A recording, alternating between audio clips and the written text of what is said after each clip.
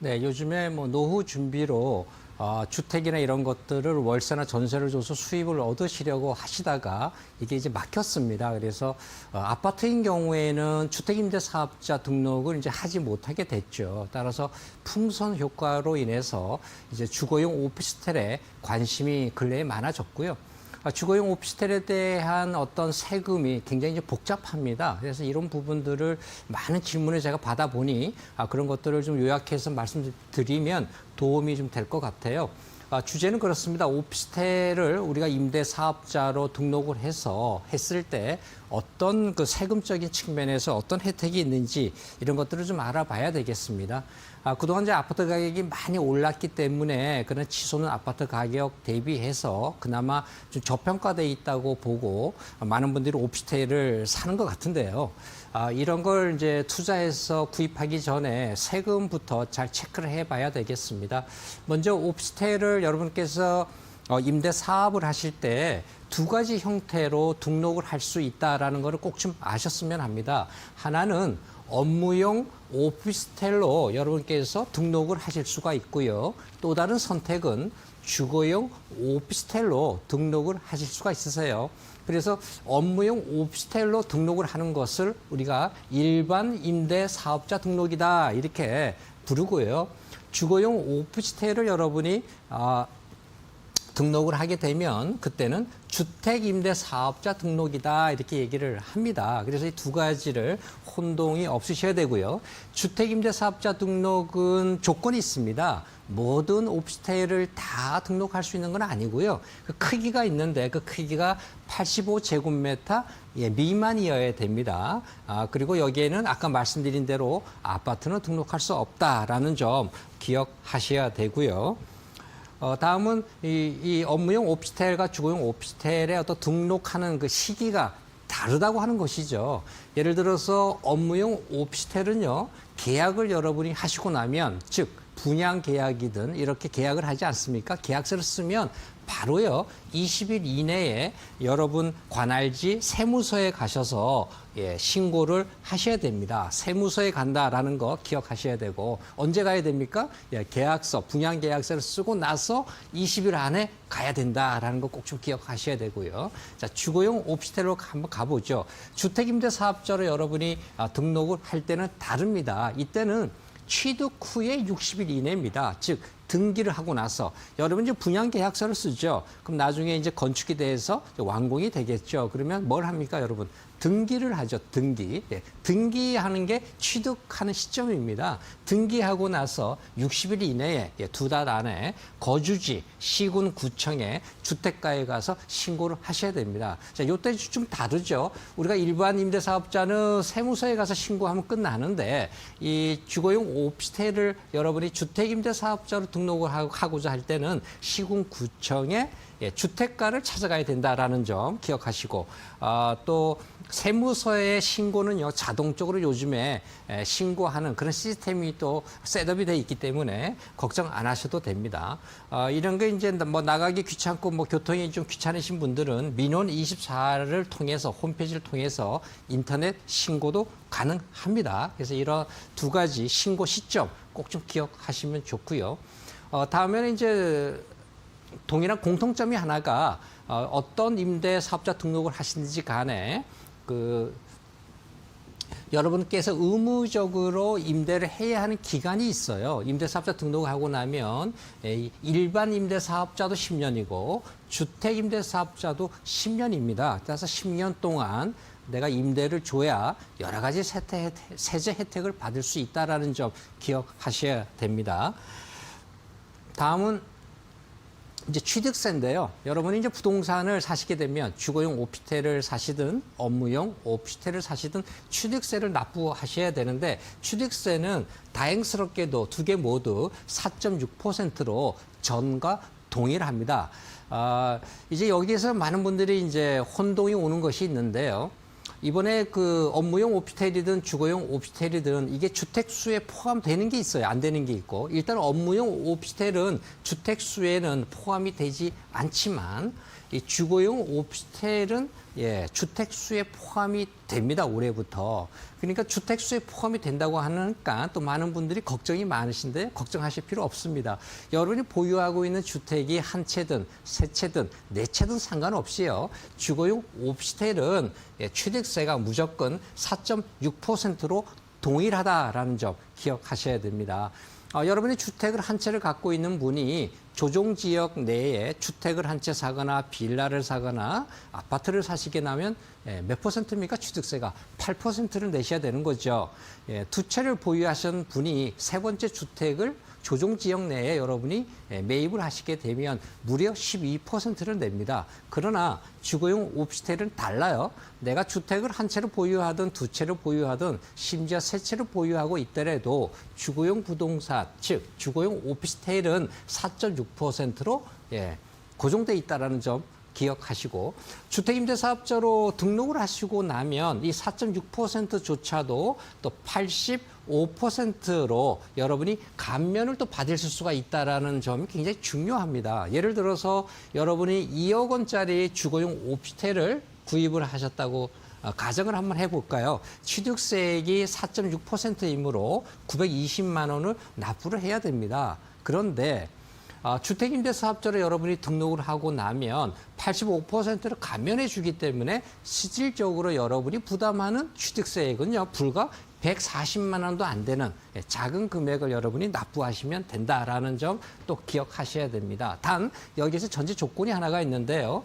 전용 기준으로 60제곱미터 이하의 주거용 오피스텔을 갖고 있으셔야 이런 혜택을 받으실 수가 있습니다. 그래서 주거용 오피스텔을 갖고 여러분이 노후 대비로 월세나 전세를 줘서 수입을 얻고자 하시는 분들은 제가 좀 권유해 드리지만 이 전용 면적을 잘 보시면 좋고요. 적어도 전용 면적이 여기서 제시하는 것처럼 60제곱미터도 좋지만 가능한 한 전용 40제곱미터 이하가 세제 측면에서 혜택이 가장 많다. 그래서 저도요, 저도 이 강의하는 저도 그 주택임대 사업자입니다. 사업자인데 저도 갖고 있는 그 오피스텔이 전부 다 전용 40제곱미터 이하로만 갖고 가고 있습니다. 그래서 그런 어떤 요령 같은 것도 꼭 좀 기억하셨으면 하고요.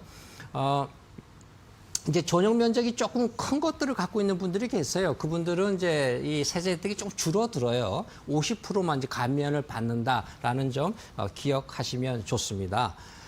그리고 이 업무용 오피스텔과 이 주거용 오피스텔을 여러분이 이제 갖고 계시고 나면 이제 부가세가 붙는데요. 여러분 아파트 사실 때 혹시 또 빌라 사실 때 다세대 주택 사실 때 부가세 혹시 들어본 적이 없으실 겁니다. 그러나 이 오피스텔은 달라요. 오피스텔은 부가세 개념이 있습니다. 상업용 빌딩에 속하기 때문에 이 주택법이 아니라 건축법에 따라서 이 부가세가 붙게 되는데요. 업무용 오피스텔은 부가세가 똑같이 10%가 붙고요. 역시 주거용 오피스텔도 똑같이 여러분이 10%를 부담하셔야 됩니다. 분양가에. 그런데 이 일반 임대 사업자로 여러분이 등록을 하시고 나면 건물분에 대해서 여러분이 환급을 받으실 수가 있으세요. 즉 부가세 환급을 거의 받게 됩니다. 예를 들어서 여러분이 뭐 부가세가 10%면 2억짜리 여러분이 분양을 한번 받았다 치면 부가세만 해도 얼마입니까? 한 900만 원 정도 될 겁니다. 그거를 일반 임대사업자는 환급을 받을 수 있다는 점에 굉장히 매력이 있다라고 하는 것이죠. 그러나 이 주택임대사업자는 환급이 안 된다라는 점 또 차이가 있죠. 대신에 이제 부가세 환급은 안 되지만 주택임대사업자 등록하신 분들에게는 또 다른 세제 혜택이 또 많이 있기 때문에 결론부터 말씀드리면 환급을 받을 수 있는 일반 임대사업자가 좋은지 또는 환급을 받을 수 없지만 다른 세제 혜택이 좋으므로 주택임대사업자가 좋은지 여러분이 판단하셔야 되는데 결론부터 말씀드리면 답은 주택임대사업자가 훨씬 더 유리합니다. 왜냐하면 일반 임대사업자로 여러분이 등록을 하시고 나면 부가세 환급을 100% 내가 받을 수는 있지만요. 문제가 뭔가 하면 여기는 거주용으로 여러분이 임대를 주지 못한다는 사실 기억하셔야 됩니다. 그래서 사무용, 업무용으로만 써야 되고요. 주민등록, 전입도 안 됩니다. 그래서 그런 단점들이 있어서 대부분의 임대사업 하시는 분들은 주거용, 이렇게 주택임대사업자 등록하시는 분들이 거의 한 90%, 80% 정도 되고 있는 이유가 바로 거기에 있고요. 이제 재산세 부분, 재산세도 좀 다릅니다. 업무용 오피스텔의 재산세는 과세 표준의 거의 70% 정도를에 대해서 이제 세금을 이제 물리게 되는 거고요. 주거용 오피스텔도 역시 마찬가지로 과세 표준의 한 70%에 대해서만 이제 세율을 곱해서 세금 부담을 합니다. 그러나 이 주택임대사업자 등록을 하신 분들에게는 재산세에 대한 혜택이 굉장히 많은데요. 전용 40제곱미터 이하, 아까 제가 말씀드렸죠. 이런 주거용 오피스텔을 투자해서 관리하실 때는 가능한 한 전용 40제곱미터 이하로 가져가라. 왜? 면제를 해줍니다. 해주고요.